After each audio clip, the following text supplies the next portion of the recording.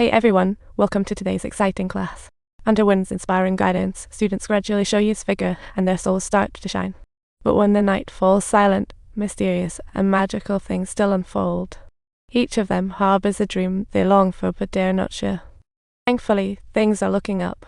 Neil aced his way to the lead role in the play, and Nux finally mustered up the courage to confess to the goddess, even shy, sensitive, Tot opened up. It's his birthday.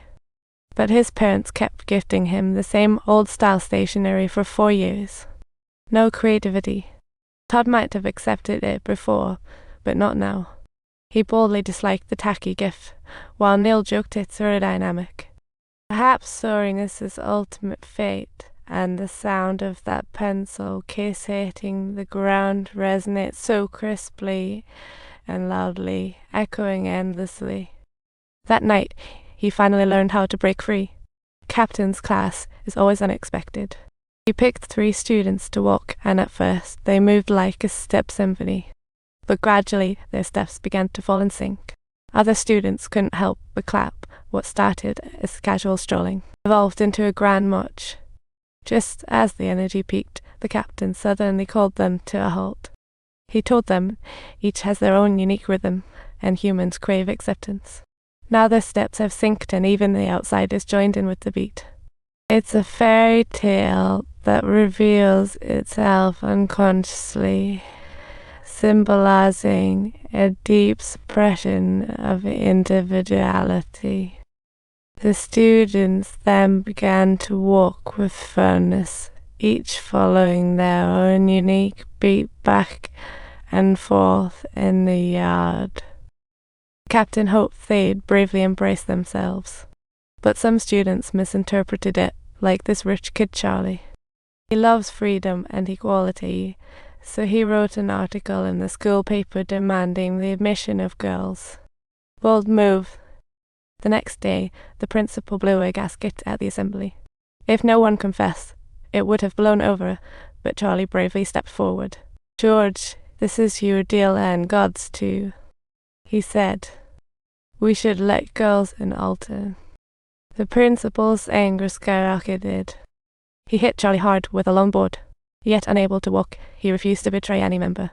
The principal still suspected the captain, who he had seen playing with students in the yard.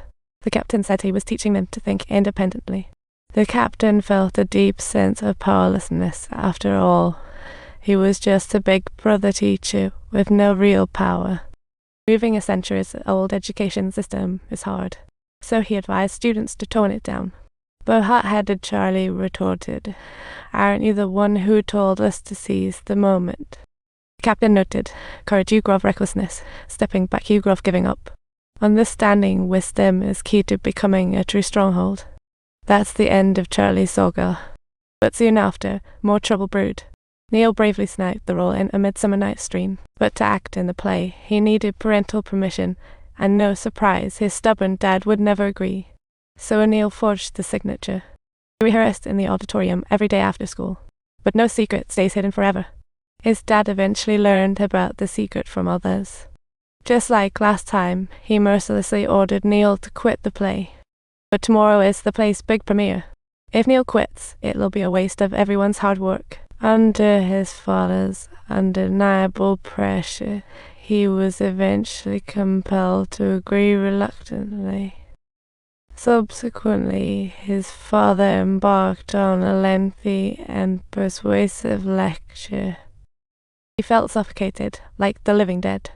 In despair, Neil sought out the captain to express his agony. His family is not as wealthy as Charlie's, and his dad dreams of him going to med school to shine bright, while Neil just can't shake his love for acting. The captain suggested he talk to his dad about his passion and determination. Let his dad see the real him. Neil agreed, but how can a kid under constant oppression talk about dreams? He chose to perform first and explain later. That night, the captain and his classmates showed up to cheer him on. He portrayed the wit and cunning of the sprite brilliantly. The audience was totally immersed. But to everyone's surprise, his dad secretly showed up at the theatre. Neil was super nervous but performed even harder, hoping to win his dad's approval. When the curtain fell, everyone erupted in applause. Neil felt the sweet taste of accomplishment from performing. He thought he finally touched his dad's heart this time. But his dad just stood silently, head down. And he stormed out, dragging Neil home. The captain came over to praise Neil's acting, and that just ticked off his dad even more. Back home, Neil expected a father's fury. Maybe the upcoming fight would free his true self. But his dad just coldly told him, "I've arranged for your transfer. You'll be going to Bled military school next week for a decade of interesting education. Upon emerging, he will either become a highly esteemed big-time lawyer or a widely respected doctor." It seems as though they intend for him to completely forget his original identity. Why? Doesn't matter.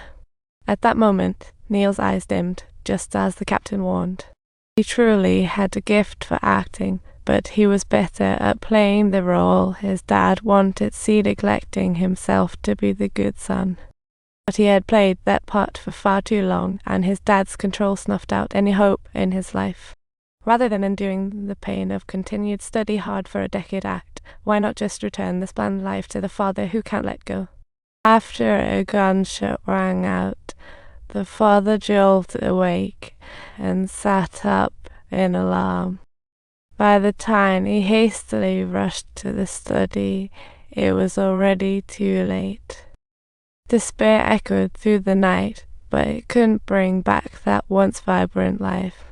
Soon, Neil's death reached the school, devastating Todd, the most conservative in Dead Poets Society. If you like this content, don't forget to subscribe to our channel and share your thoughts with us.